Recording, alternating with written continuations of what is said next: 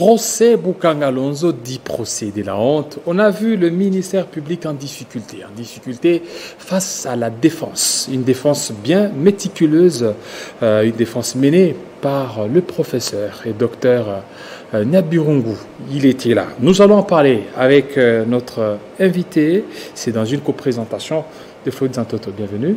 Merci. Voilà, Monsieur Franklin Chamala, bienvenue.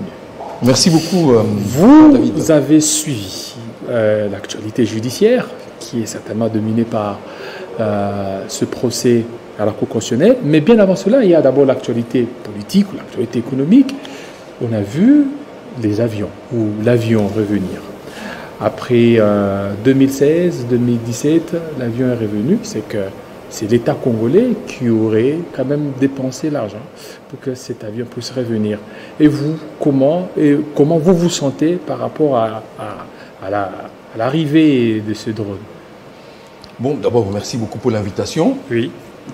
Bon, ça a toujours été un plaisir pour moi de répondre à l'invitation de Télé 50. S'agissant de cette question de l'avion, le jet prétendument de la présidence qui est revenu. Prétendument. J'insiste, moi je suis un ancien membre du avion gouvernement. présidentiel. Oui, oui. Prétendument jet présidentiel. Et pourquoi vous mettez prétendument? Je suis un ancien membre du gouvernement, je connais la vérité. Ah bon? C'est un avion qui a été acquis par le Premier ministre Matata, toujours lui. Matata. Ah oui, toujours lui, qui a été acquis par son gouvernement, sous son mandat, pour des raisons que vous connaissez. Il était question notamment de faire des économies sur les budgets de déplacement fréquents des membres du gouvernement. Et cet avion a été acquis pour aider à gérer de manière parcimonieuse les déplacements de membres du gouvernement. C'est un avion qui a été donc acheté par le Premier ministre Matata, par son gouvernement. Donc c'est un avion à mettre dans son actif? Mais absolument, c'est un avion, il ne faut pas se gêner. Alors, mais c'est ça qui lui crée des problèmes en fait. Hein. Okay. Parce que sur son bilan, Matata a aligné des choses que beaucoup avant lui n'ont pas fait et que même maintenant, il ne faut pas qu'on se gêne. Moi, je suis politique, on peine à faire. On peine à faire. C'est ça qui lui crée des problèmes. Alors maintenant, il a acquis cet avion, pour la petite histoire, en 2016 déjà, en décembre, lui-même a voyagé avec cet avion pour Mbandaka. Il était allé au sacre de Monseigneur en Mbongo. Avec cet avion? Oui, oui, lorsqu'il est consacré archevêque de Mbandaka, Bikoro, Ikela et Bukungu, je crois. Le Premier ministre Matata, par cet avion, s'est déplacé de Kinshasa jusque-là. C'est au retour à Kinshasa qu'il a envoyé lui-même cet avion en check-up auprès de son fabricant. Il est allé là et le gouvernement avait déboursé à cette époque-là toute la facture, ça veut dire 800 000 $. Payé. J'ai dit payé. Oui, payé. Mais vous relevez de ce qu'on appelle le journalisme d'investigation. Vérifiez ce que je vous dis. Le gouvernement Matata a payé 800 000 $ pour le check-up. Mais nous n'avons jamais compris pourquoi cet avion a continué à être immobilisé là-bas. Depuis 2016? Oui, parce que Matata, c'est un homme qui veille sur les détails. Il regarde à tous les fois, au bureau, tout ça, il regarde. Lui-même, il entre dans les toilettes, il vous surprend par moment. Et là, il a veillé à ce que tout ceci soit payé en décembre. Malheureusement, en février 2017, je crois, il était obligé de céder son fauteuil à Badibanga. Et de Badibanga, on est passé à Chibala. Cet avion a continué à être immobilisé pour des raisons que l'on peut imaginer. Généralement, des biens comme ça, on les abandonne là-bas, on les laisse là-bas pour après les faire passer sur le patrimoine privé. C'est comme ça. El Zahir, à l'époque, a perdu beaucoup de ses avions comme ça. Bon, alors, le Premier ministre Matata, il a payé cet avion, il a payé aussi le check-up, 800 000 décaissés. Maintenant, lorsque cet avion revient, on nous dit, bon... Mais est-ce que lors de la remise et reprise, tous ces éléments-là... Mais c'est dans les dossiers. Les éléments sont dans les dossiers de la remise et reprise. C'est là-dedans. Quelle remise et reprise? Parce qu'il y a eu 3 remises et reprises. Non, Matata, c'est lui l'homme... Non, mais je veux dire que celui qui l'a remplacé, il avait ce dossier. Oui, mais le dossier est là, vous pouvez aller fouiller dedans. Les éléments sont, à moins qu'on les ait fait disparaître. Mais les éléments sont dedans. Et je vous dis en passant que ce sont des dossiers comme ça qui attire des problèmes à Matata parce qu'on vous dit pourquoi toujours lui. Et comme aujourd'hui, le gouvernement actuel, en fait, les régimes politiques actuels, a pour outil de bataille la politique des scandales, la politique des attaques, une politique qui consiste à fabriquer des mensonges que l'on impute continuellement à un adversaire politique qu'on redoute, comme Matata. Vous lui imputez des choses pour détruire sa réputation dans l'opinion. Et là, ils se servent des médias, des quelques médias qu'ils payent, ils se servent également de quelques magistrats et juges, la justice toujours elle, vous voyez, pour diffamer, détruire la réputation des gens et les empêcher de réaliser leurs ambitions politiques légitimes. Ça se passe comme ça, c'est une arme qui est sur la table du régime actuel et donc on ne peut pas s'empêcher d'en parler. Alors, voilà. On s'en félicite pourquoi alors, au retour de l'avion? Je ne sais pas pourquoi on s'en félicite.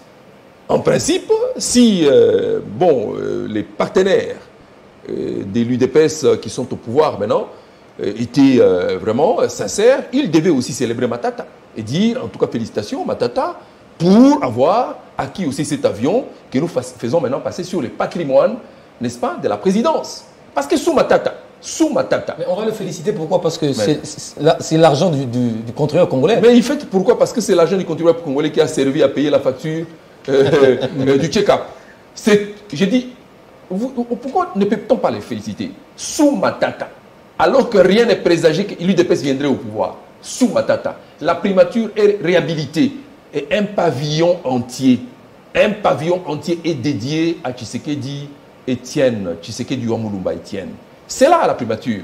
Vous voyez les gens de l'UDPS, il y a un pavillon dédié par Matata. Etienne Tshisekedi. Ça y est là, c'est visible. Que Augustin Matata reconnaissait le combat d'Etienne Tshisekedi. Mais comment il n'est pas le seul? Il y a beaucoup d'autres anciens premiers ministres dont les pavillons portent leur nom. Mais parmi ces premiers ministres, il y a aussi Etienne Tshisekedi Wamulumba.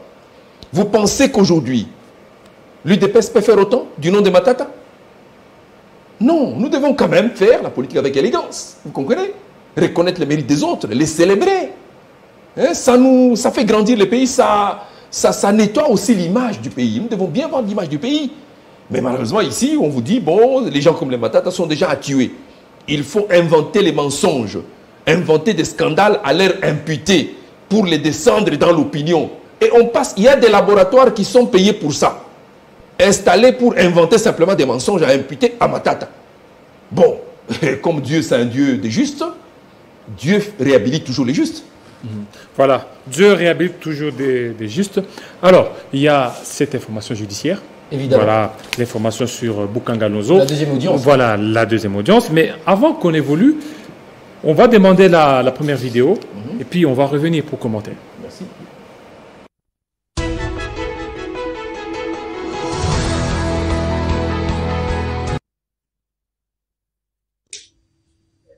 Est-ce qu'on peut permettre à un organe, parquet général soit-il, de marcher impunément comme ça sur les lois de la République? Et il le fait sous la barbe de la cour. Pas d'excuses. Si vous présentez les excuses, nous allons les accepter. Nous allons les accepter. Il vous a été tantôt dit ici que au seul mois de mai,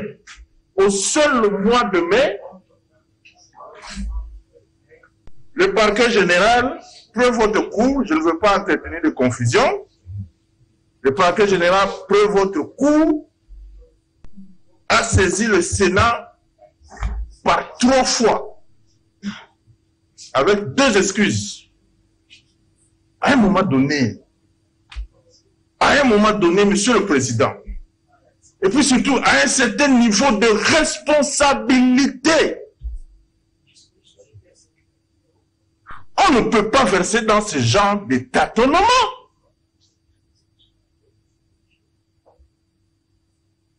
Imaginez-vous un seul instant que le parquet général près la Cour constitutionnelle ou le magistrat du parquet général près la Cour constitutionnelle était déversé dans votre cour qui deviennent des juges comme vous. Après autant de faux pas, vos décisions ne sont susceptibles d'aucun recours. Après autant de faux pas, ils allaient faire comment pour réparer ça? Ils allaient faire comment? Je vois le ministère public un peu trop agressif. Hein? Vous qui parlez beaucoup, vous qui aimez parler, vous allez venir nous dire ce qui s'est passé. Mais, celui qui n'a pas été fidèle dans de petites choses, dans de petites règles de la procédure, parce que la procédure n'est pas difficile. La procédure n'est pas difficile. C'est comme si on vous demande qu'est-ce que vous faites dans la journée. Je me lève le matin, je brosse les dents, ainsi de suite. C'est ça la procédure. Celui qui n'a pas été fidèle dans de petites choses comme ça, comment pensez-vous qu'il le sera au fond? Comment vous pouvez admettre ça? Alors, lors de ma première intervention, je disais que les décisions de votre cour ont un caractère pédagogique. C'est-à-dire, dans le cas d'espèce, reconnecter ceux qui sont à l'écart à la loi. Une reconnexion. C'est ce que nous vous demandons. Il n'y a aucune règle, aucune possibilité juridique de couvrir toute une kyrielle de violations de loi comme ça. Maintenant, il vous présente un prévenu, sénateur de son État, sans autorisation parlementaire. Il vous dit, jugez-le, condamnez-le. C'est ça qu'il fait.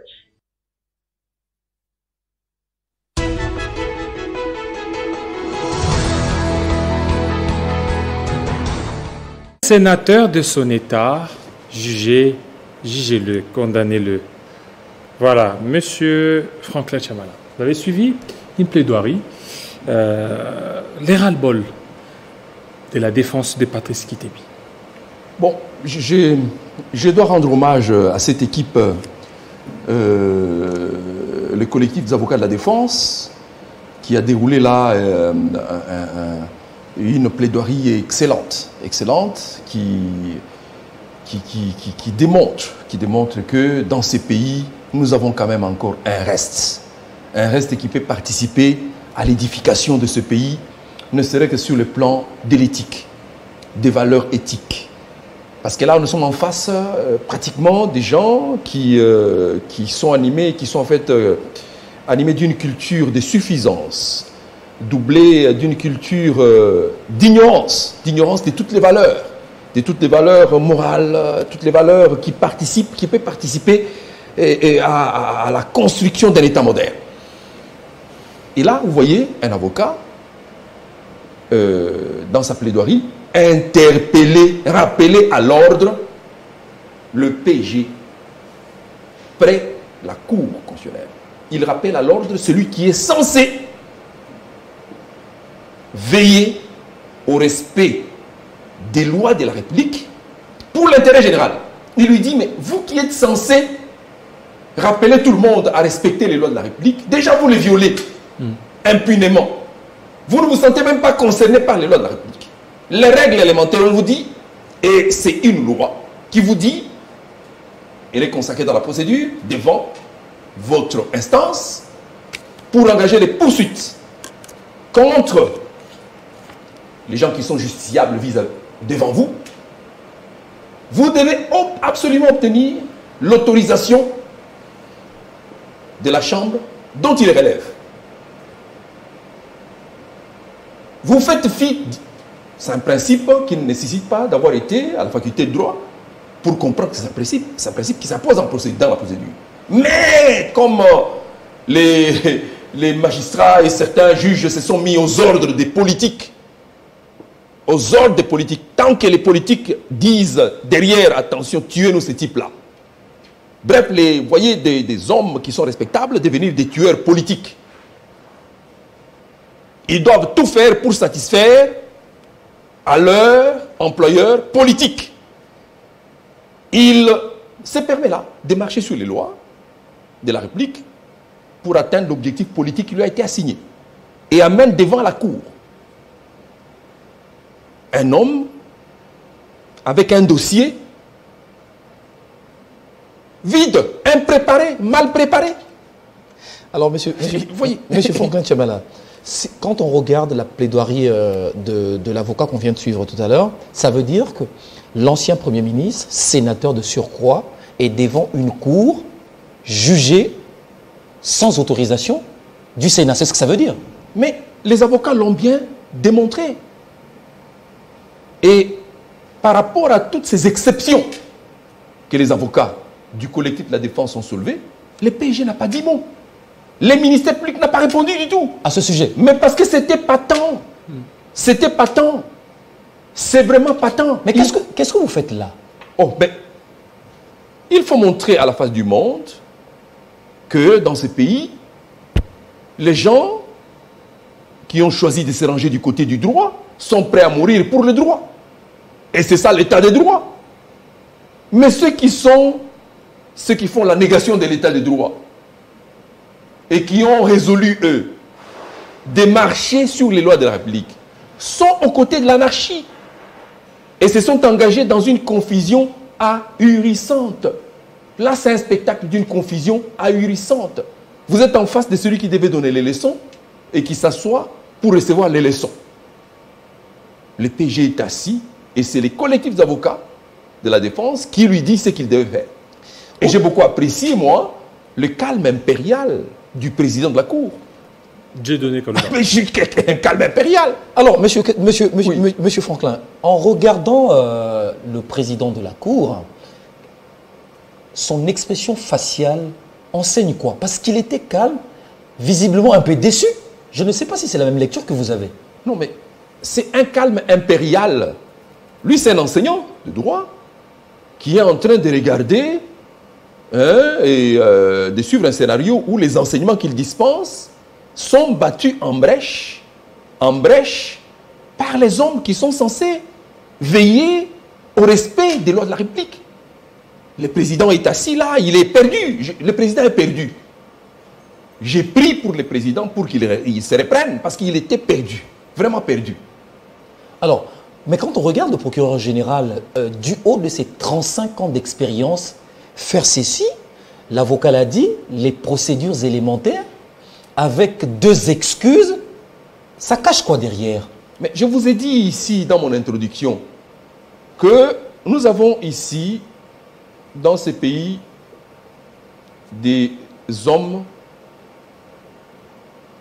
de droit, des magistrats et des juges, qui continuent à fonctionner suivant leur éthique. Mais il y en a aussi qui ont résolu de se mettre derrière les politiques et qui leur servent d'outils pour tuer les adversaires politiques. Mais là, il est poussé à la faute. Mais tant qu'il est couvert par les pouvoirs politiques qu'il a nommés, des tâtonnements tels que relevés par... Tant qu'il est couvert par les pouvoirs politiques qu'il a nommés, qui peut les sanctionner? Parce que les fautes qui sont relevées là sont patentes. Elles sont patentes. À ce niveau-là, on ne peut pas commettre des fautes comme ça. À ce niveau-là, ça s'appelle la négation carrément de l'état des droits. Les chefs de l'État, ils prennent l'état des droits. Ils veulent que l'image de ces pays-là soit vue comme telle, partout. Mais ceux qui devaient militer pour que cet état de droit soit vendu comme tel à travers le monde, militent pour le contraire. Vous comprenez? Donc nous disons, ça c'est une confusion ahurissante pour le pays. Voilà. Ça ne peut pas se passer à ce niveau-là. Effectivement. Alors, une autre vidéo. Merci. Parce que nous sommes en train de décrypter ce qu'a été la deuxième audience.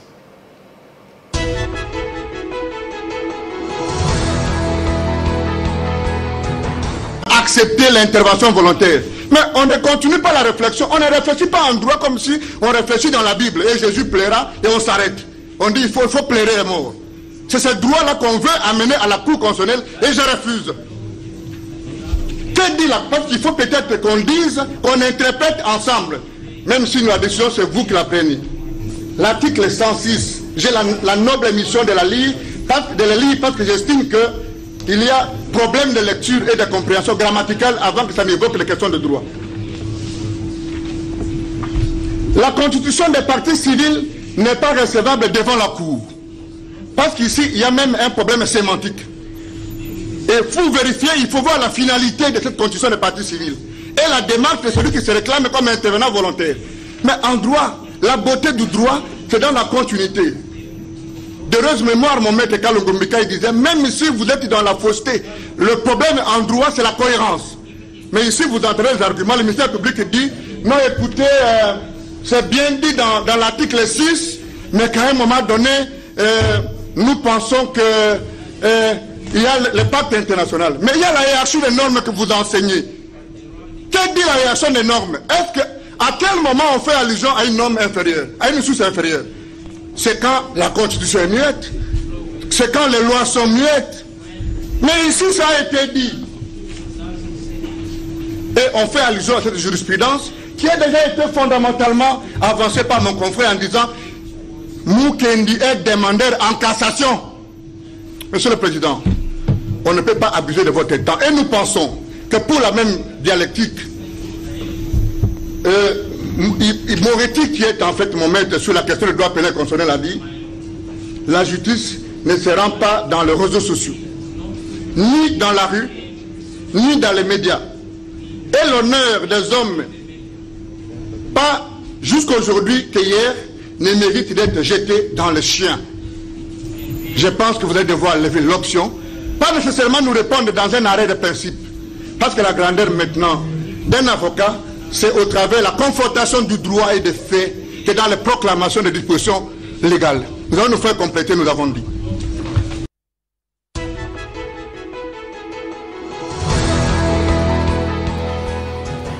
Waouh, la confrontation d'un avocat où on reconnaît la grandeur d'un avocat dans la confrontation du droit ainsi que des faits.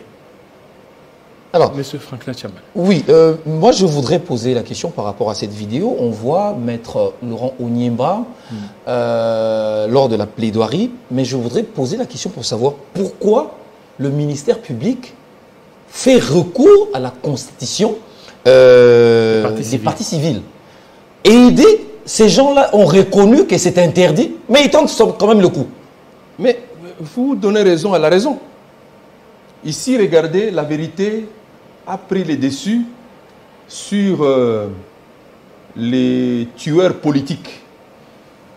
Les tueurs politiques qui sont employés, eux, pour assombrir les principes et les règles du droit qui sont clairs.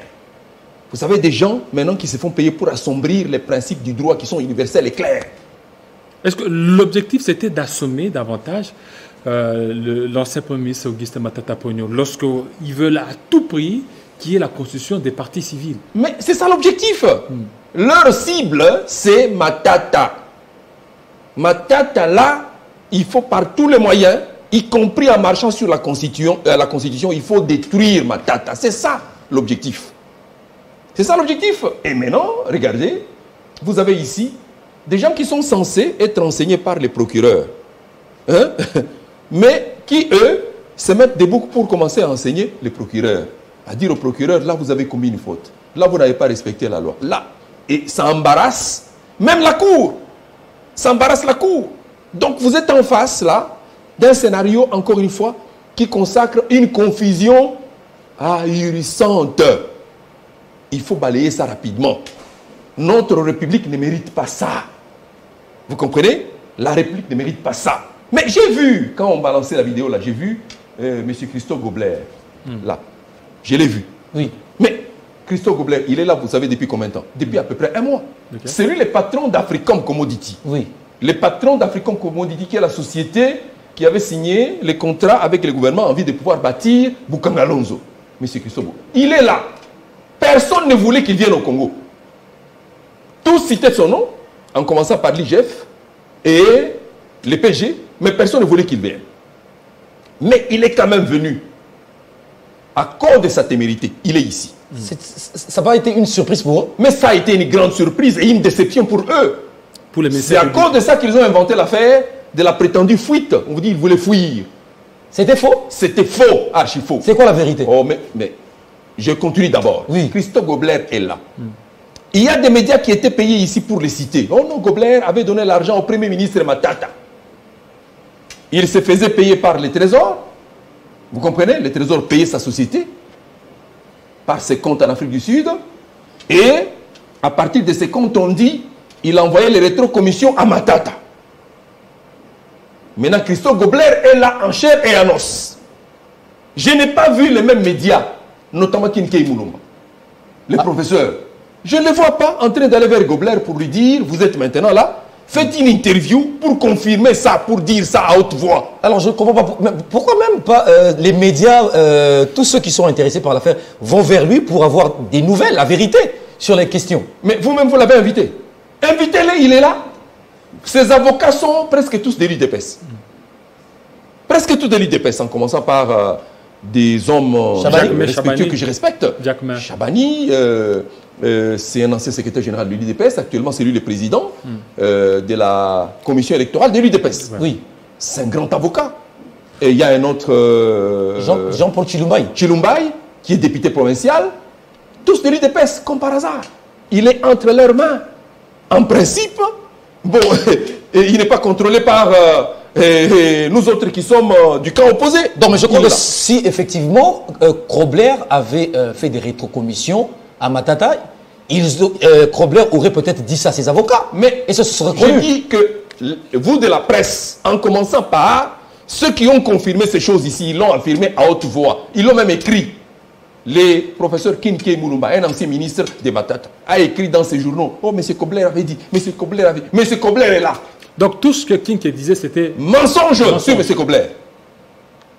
Je voudrais que quelqu'un me contredise et qu'il aille voir M. Kobler. Je voudrais le dire en lingala si vous m'autorisez.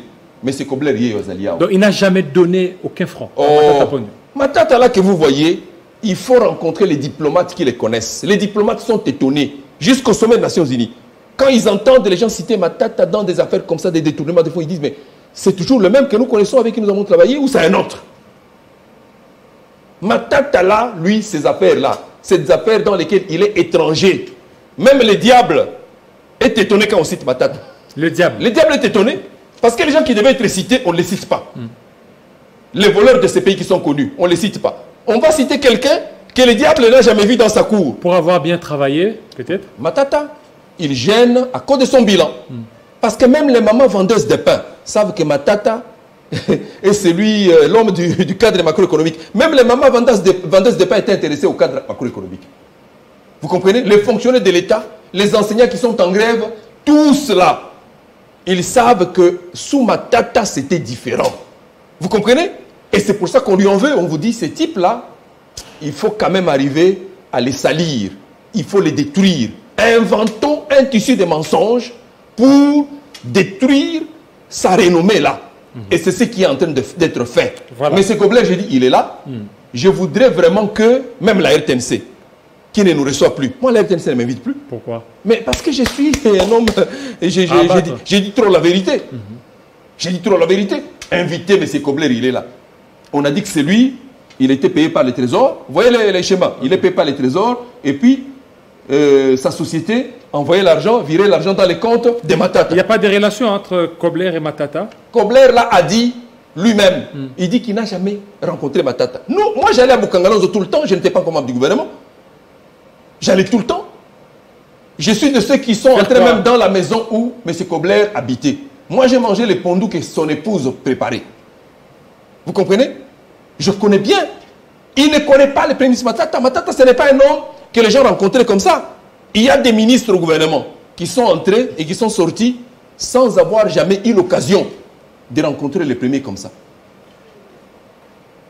Si les ministres sont entrés et sortis sans avoir eu l'occasion de les rencontrer, à plus forte raison, un opérateur économique, au plus bas de l'échelle, pourquoi veut-on solder la fonction d'un Premier ministre? Voilà, on prend la troisième vidéo.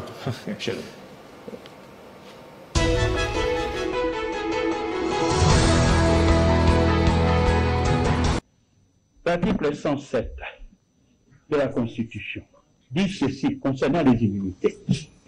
Aucun parlementaire ne peut, en cours de session, être poursuivi ou arrêté, sauf en cas de flagrant délit, qu'avec l'autorisation de l'Assemblée nationale ou du Sénat, selon les cas. C'est ça qui a fait que nous demandions l'autorisation. Mais l'alinéa 3 de cet article 107 dit ceci: en dehors des sessions. Aucun parlementaire ne peut être arrêté qu'avec l'autorisation du bureau de l'Assemblée nationale ou du bureau du Sénat, sauf en cas de flagrant délit, de poursuites autorisées ou de condamnation définitive.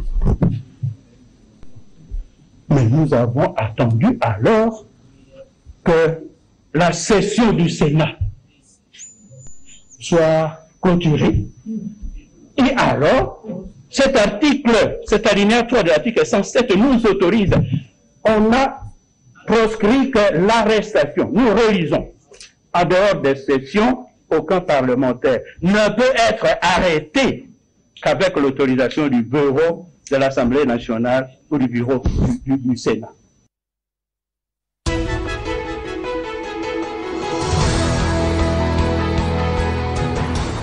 Monsieur Franklin, vous ne voyez pas que ça, c'est un aveu du ministère public, comme s'il complotait contre Augustin Matata Ponyo. Il dit, nous avons attendu qu'ils aillent en vacances pour demander l'autorisation d'élever de ces immunités.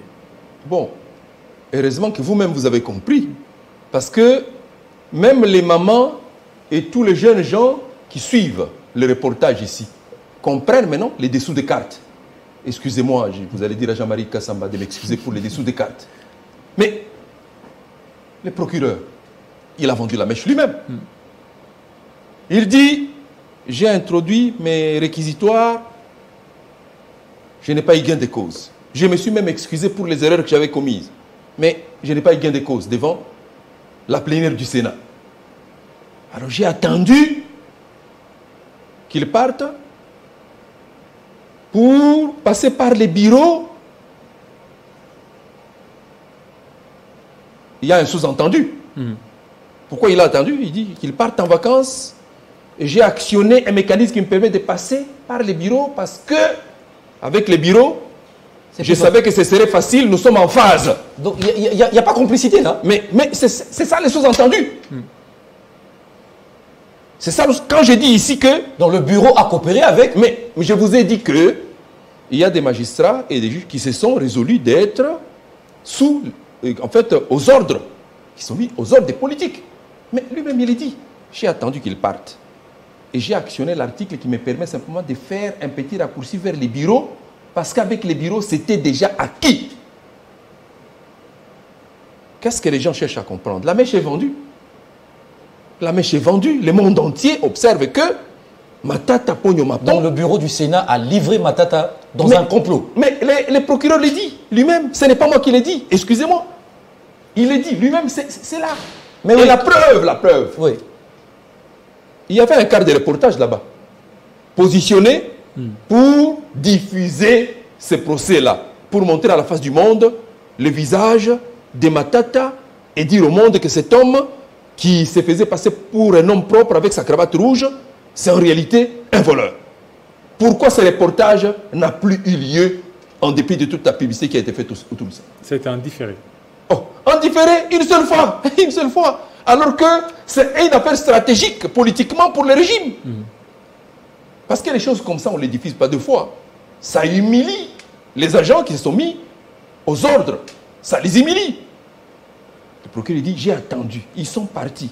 Et j'ai fait mon petit raccourci parce que là, c'était acquis. Je les complète simplement parce que c'est un sous-entendu. Mes chers amis. Mais Matata, votre chef pour lequel vous travaillez, il a fait quoi? Qu'est-ce qui se passe finalement? Et même ceux qui nous suivent à l'étranger peuvent vous poser la question de savoir, mais il y a quoi? Vous leur dites quoi? Matata n'a pas un groupe armé. Matata, je lui dis un jour, on était ensemble un soir, j'ai dit, mais premier, votre sécurité. Il dit, ma sécurité, c'est Dieu. Et la vérité. Dieu est la vérité. Et la vérité. Alors, vous voyez, un homme comme ça, il est dans une autre dimension. Dans une autre dimension. Il est là. Il sait que les gens lui en veulent. Et les gens qui lui en veulent ne sont pas que de l'Union sacrée ou du parti au pouvoir. Les gens qui lui en veulent, j'ai toujours dit, qu'il commence d'abord dans la famille politique à laquelle il appartenait, dans son ancien parti. Ce sont eux qui ont fait les relais là-bas en disant cet homme-là, il est très dangereux. Si vous le laissez comme ça, vous ne gouvernerez pas bien, vous risquez vraiment. Il faut vraiment le neutraliser. C'est ça en fait qui se passe. Matata, il est là, on lui en veut pour ça. Matata n'a jamais rien fait qui mérite qu'on fasse une telle publicité sur son nom. Matata, c'est un homme qui doit être célébré. Mon chef, c'est un homme qui mérite d'être célébré. Je suis fier d'avoir appartenu à son gouvernement. Voilà, merci. On prend une autre vidéo.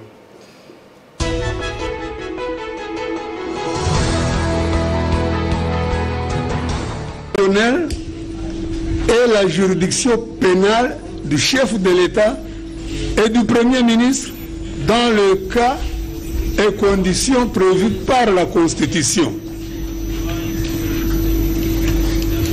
J'ai toujours enseigné, il y en a qui savent que je suis enseignant, j'ai toujours enseigné que quand il s'agit d'interpréter, il faut faire confiance au législateur. Le législateur, c'est un citoyen qui s'exprime avec le souci d'être compris. Il n'a aucun intérêt à disposer d'un texte obscur, ambigu. Donc, ce qu'il dit, c'est cela qu'il dit. Et pas autre chose. Et nous nous trompons souvent, quand nous voulons comprendre des textes, de chercher l'esprit de la loi. Alors qu'avant l'esprit, il y a la lettre. Et que parfois, la lettre peut en même temps être cet esprit recherché. Imaginons donc notre constituant comme un homme simple, préoccupé d'être compris, et qui dit à ses concitoyens, la Cour constitutionnelle et la juridiction pénale du chef de l'État et du Premier ministre dans les cas et conditions prévus par la Constitution. Et vous, parce qu'officier du ministère public, vous dites je ne veux pas comprendre ce qui est écrit, je vais interpréter. Et pourtant les Romains ont toujours dit in claribus non interpretandum est. On n'interprète pas ce qui est clair. Où que l'on tourne le regard dans cette salle, et à part l'officier du ministère public, nous ne pouvons voir ici ni président de la République, ni premier ministre. Sauf l'officier du ministère public. S'il ne voyait pas un premier ministre en fonction, on ne serait pas ici. Mais pourquoi il est le seul à voir un premier ministre, là où le législateur ne l'a pas vu, là où le public ne le voit pas, là où les juges ne le verront pas?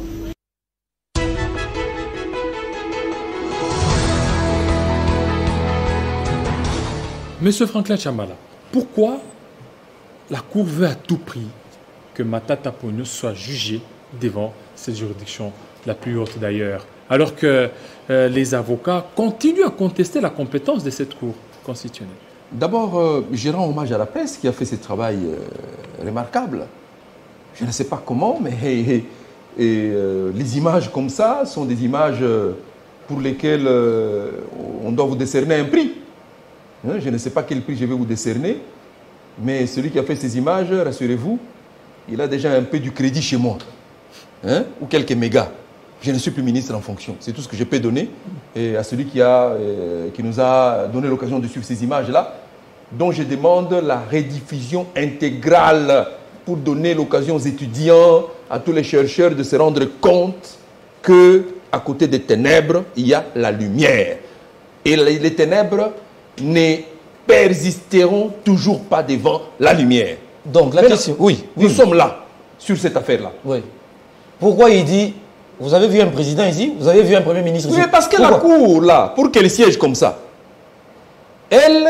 la Cour, là, elle est les juges naturels du président de la République en fonction et du Premier ministre en fonction.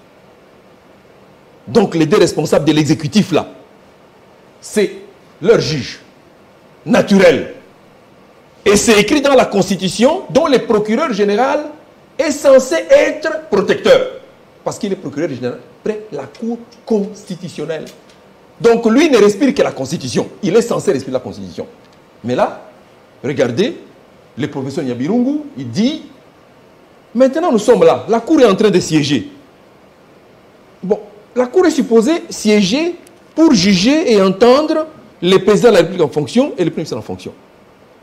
Est-ce que nous nous sommes trompés? Y a-t-il un Premier ministre, un procureur et disons un président ou un président en fonction ici, devant la Cour? Bon, nous ne voyons pas. Et, à part le PSG qui a vu un Premier ministre en fonction, nous ne le voyons pas. Alors il dit, mais c'est clair, pourquoi les PSG cherchent à interpréter une disposition constitutionnelle qui est claire? Même en esprit, cette disposition elle est claire. Il dit que lui il ne veut pas comprendre, mais il veut plutôt interpréter. Oui. Ça veut dire que c'est un faux fouillant.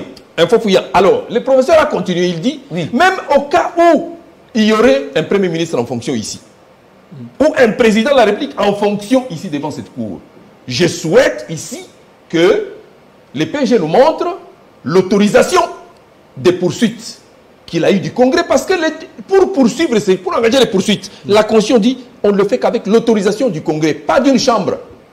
Donc il y a eu une étape qui a été brisée. Non, mais s'il y a un Premier ministre, oui, supposons même que Matata est encore en rêve, oui, ou en vision. Premier ministre. Premier ministre en vision pour les procureurs. Oui. Premier ministre. Il a les 200 millions qui lui sont imputés en poche. Bon. Pour les poursuivre, il faut l'autorisation du Congrès, les deux chambres réunies. Maintenant, le prof Nyabirungu, spécialiste du droit pénal, enseignant de cette matière, il vous dit, montrez-nous l'autorisation que vous avez eue pour engager ces poursuites. Il dit, même au cas où il y aurait ici un président, vous n'avez pas d'autorisation. Ça veut dire que vous vous êtes autorisé vous-même à saisir la Cour. Mais la Cour, elle ne peut même pas siéger parce qu'elle ne peut pas elle-même, n'est-ce pas, s'autosaisir. Il n'y a rien ici. Donc la Cour est là pour rien. Vous avez convié la Cour ici devant un dossier où les pièces n'existaient pas, essentielles. Vous fixez un dossier devant la Cour en sachant que ces dossiers-là ne comportent pas toutes les pièces qui vous autorisent à les fixer devant la Cour. Quelle confusion! C'est qui a chanté encore confusion? C'est les frères? Patrice. Patrice. Je vais lui demander de rechanter cette chanson.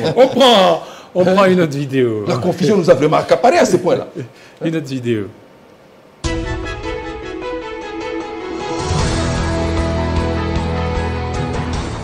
Ainsi, à l'article 101, il est disposé comme suit. Si le procureur général estime devoir poursuivre le président de la République ou le Premier ministre, il adresse au président de l'Assemblée nationale et au président du Sénat une requête aux fins d'autorisation de poursuite. L'autorisation est donnée conformément aux dispositions de l'article 106 alinéa 1er de la Constitution.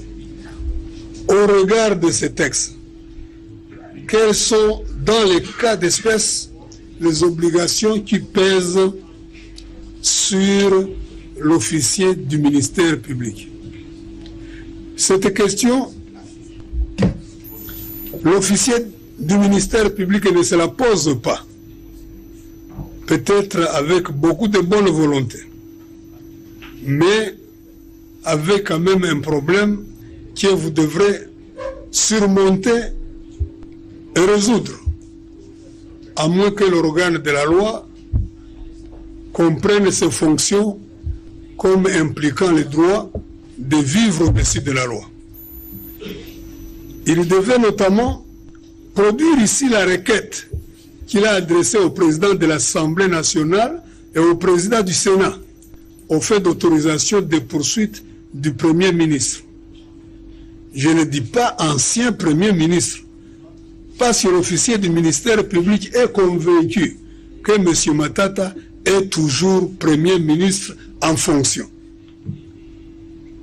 Qu'est-ce qu'il devait encore produire? Une autorisation de poursuivre un Premier ministre en fonction.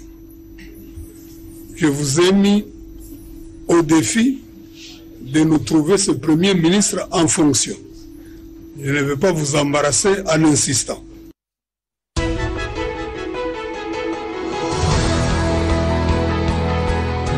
Quand il pose la question, qu'on puisse montrer ou d'identifier le Premier ministre, c'est que le ministère public est mis dos au mur par rapport à toutes les accusations contre Augustin Matata Ponyo. Mon frère, je souhaite vraiment que les chefs de l'État suivent ces éléments-là pour qu'ils se rendent compte de l'image qui est vendue du pays. Je souhaite vraiment qu'ils suivent. Si je peux avoir l'occasion, moi, de les lui envoyer, je les lui enverrai en disant, Président de la République, suivez quand même ces images-là. Le pays est mal vendu. Nous en avons assez du Congo bashing. En tant que garant du bon fonctionnement des institutions? Absolument. Mes chers amis, ce qui est fustigé ici, le professeur Nyabirungu, c'est un homme très poli. Il dit qu'il ne veut pas embarrasser les PG en insistant pour qu'on lui présente le Premier ministre en fonction qui est dans la salle. Il ne veut pas non plus l'embarrasser en lui disant « Montrez-moi l'autorisation que vous avez reçue du Congrès ». Bref, nous en politique, parce que nous en politique, bon, nous n'avons pas de gants. La vérité, elle est nue. Ce que le professeur Nyabirungu dénonce là, c'est l'affairisme judiciaire. L'affairisme judiciaire qui s'installe et qui prospère.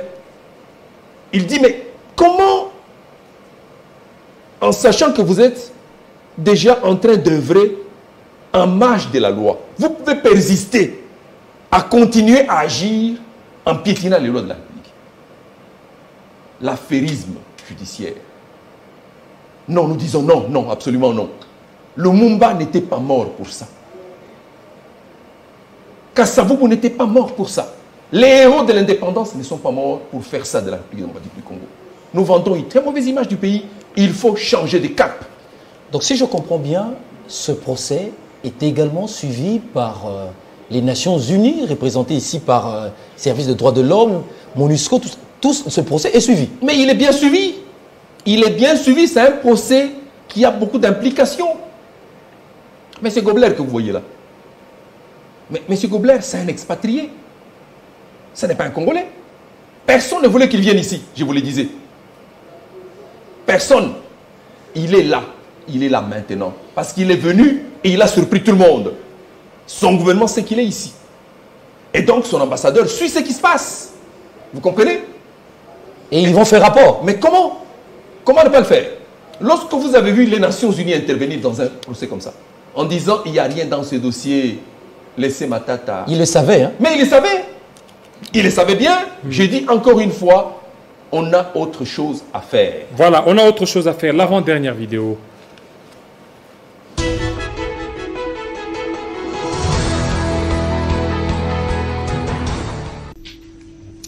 La présente loi fixe les statuts des anciens présidents de la République élus.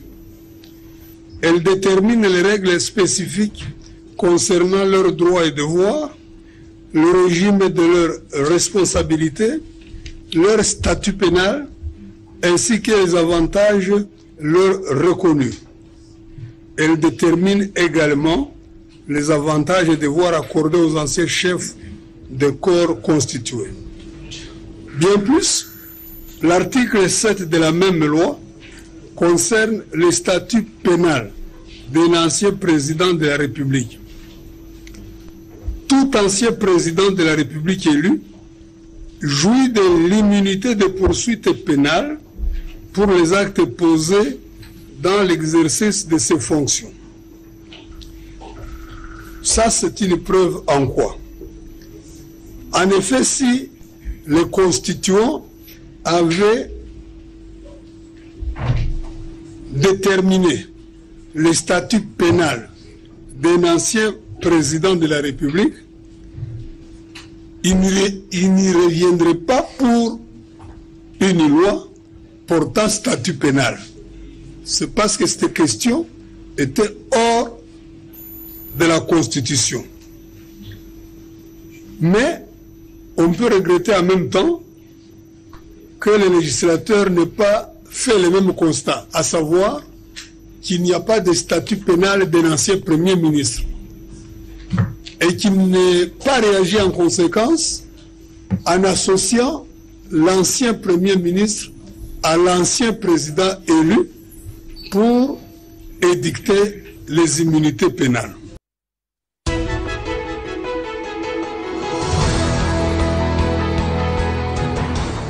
Monsieur Franklin, en suivant cette plaidoirie méticuleuse, l'on peut s'attendre à ce que la Cour constitutionnelle puisse se déclarer incompétente. Mais ce serait des bons droits, je n'en doute pas. Mais vous savez, le professeur a dit des choses très subtiles. Oui, mais moi j'aimerais avant compléter la question. Oui. Donc ça veut dire que si aujourd'hui il existe une loi fixant le statut pénal des anciens premiers ministres, des anciens présidents, anciens présidents, ça veut dire que le législateur a oublié ou n'a pas encore fait pour les anciens premiers ministres. Mais alors que... Ce qui fait que le statut des anciens premiers ministres n'est pas dans la Constitution.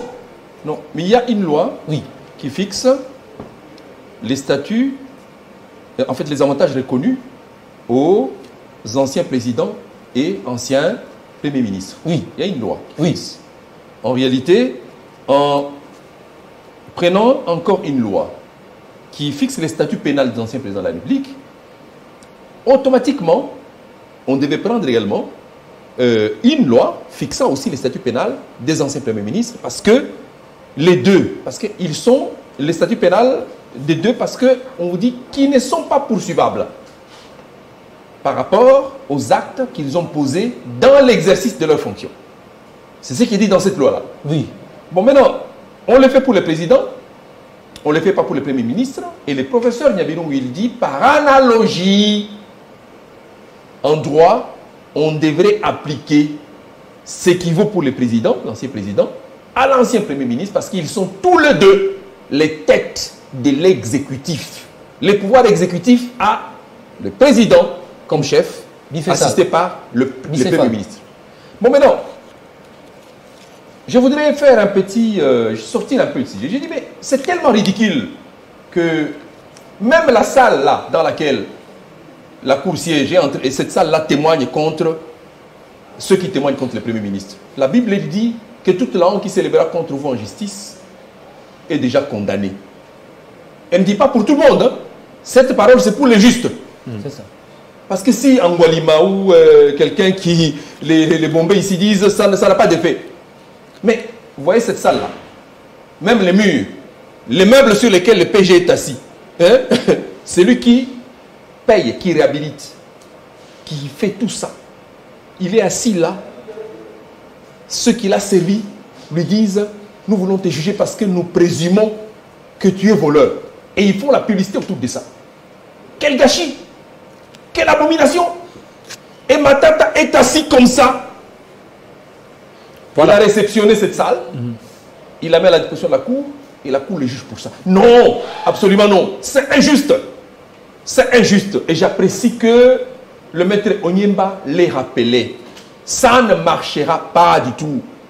Les ennemis de Matata peuvent gagner une bataille, mais ils ne gagneront pas la guerre. Parce que la guerre politique, elle est effectivement engagée. Elle est engagée autour des ambitions des uns et des autres. Ils ne gagneront pas la guerre. Ils peuvent gagner une bataille. Je dis ils peuvent, et ce n'est pas sûr qu'ils la gagnent. Ceux qui se sont mis dans la posture des adversaires ou des ennemis de Matata, ils ne gagneront pas du tout parce qu'ils ne sont pas du côté de la vérité. Et la vérité triomphe toujours. Le professeur Nyabirungu, l'excellent professeur, les rappelle. Vous savez cet homme Matata, on lui a privé même le droit de défense, qui est constitutionnel.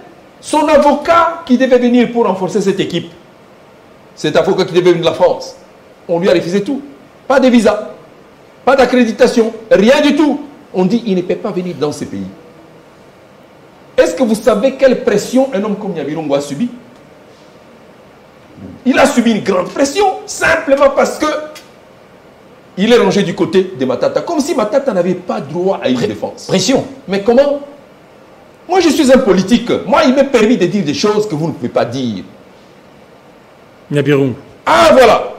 Donc, je dis absolument non. Donc, on ne peut pas accepter cet état de choses. Dans le complot, les gens ne voulaient pas que Nyabirungu fasse partie du collectif. Non, mais ils n'en voulaient pas du tout.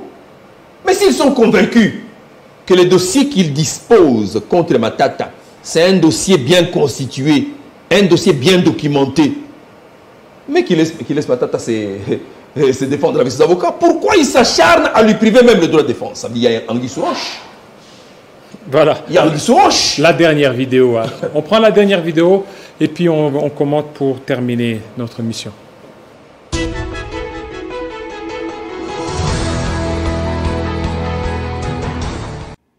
D'abord, il faudrait dire que ce procès est un procès de grands enjeux, est un procès historique. Et je profiterai à l'occasion pour saluer la dextérité de juge président de la Haute Cour qui a été très pédagogique dans ce procès. Je voudrais ici évoquer le problème de la demande incidentielle du ministère public qui a été caractérisée par une insuffisance notoire, je dirais même exécrable, des éléments accusatifs nécessaires pour justifier son accusation. Comme vous le savez, vous ne pouvez pas accuser quelqu'un devant le cours des tribunaux sans pour autant avoir des éléments qui attestent effectivement la culpabilité à charge de la personne incriminée. Mais malheureusement, le ministère public a été caractérisé par cette insuffisance-là, raison pour laquelle il a voulu se servir des béquilles des avocats de la République en voulant, au moyen de sa demande incidentielle, constituer la partie civile pour une action civile au moyen d'une intervention volontaire, en violation même des règles de procédure pénale. Le deuxième élément, je voudrais aussi à l'occasion saluer la cohérence, la dextérité, la capacité, la précision des idées émises par les avocats de M. Matata, qui étaient d'un niveau très transcendantal devant la Haute Cour, parce qu'il s'agit d'un procès de grands enjeux. Nous avons senti l'expertise juridique du maître d'école, c'est lui que j'appelle personnellement la légende même du droit pénal congolais, le professeur Nyabirungu, qui a démontré au fait les différentes irrégularités entachées à ce procès Matata. Tout en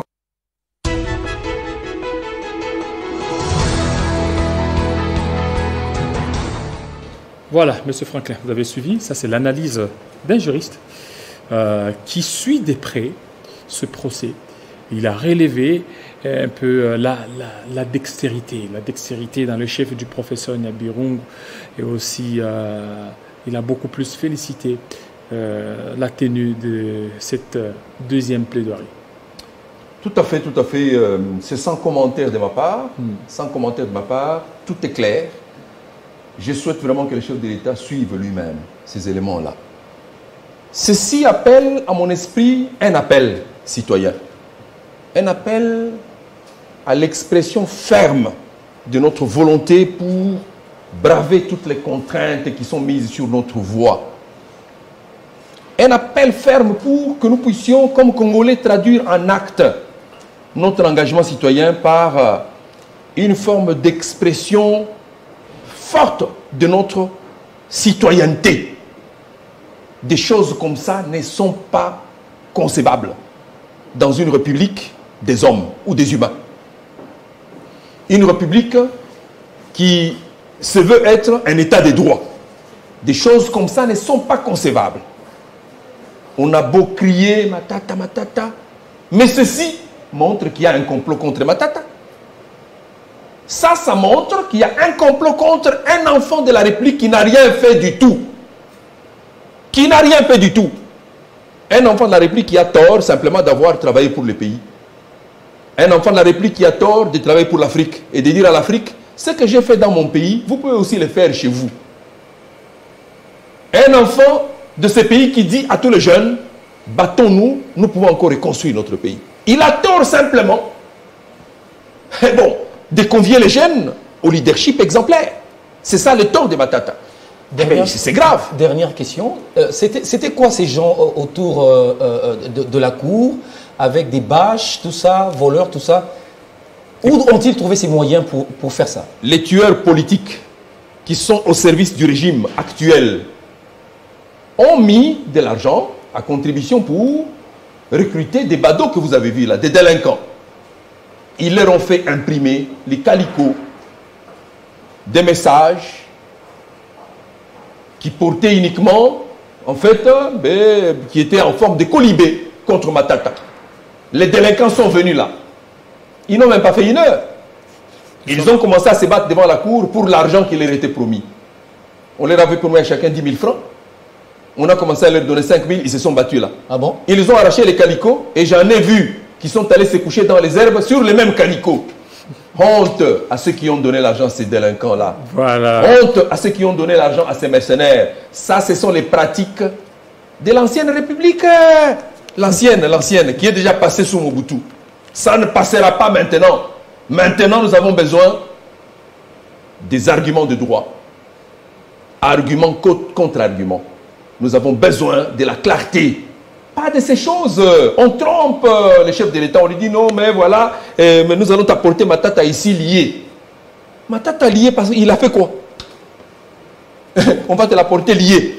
Laissez les chefs de l'État tranquilles, il a autre chose à faire. Laissez les gouvernements tranquilles. Allez vendre vos scénarios de mensonges ailleurs. Matata n'est pas dedans. Matata, c'est Matata. Il ne mourra pas à cause de vos histoires-là. Merci. Merci beaucoup, M. Franklin Tchamala. Merci à vous, Floyd Zantoto. C'était avec plaisir. Voilà, ça n'est fini, fidèles téléspectateurs. Nous aurons le temps de pouvoir revenir par rapport à ce procès. Restez branchés sur Télé 50. À très bientôt.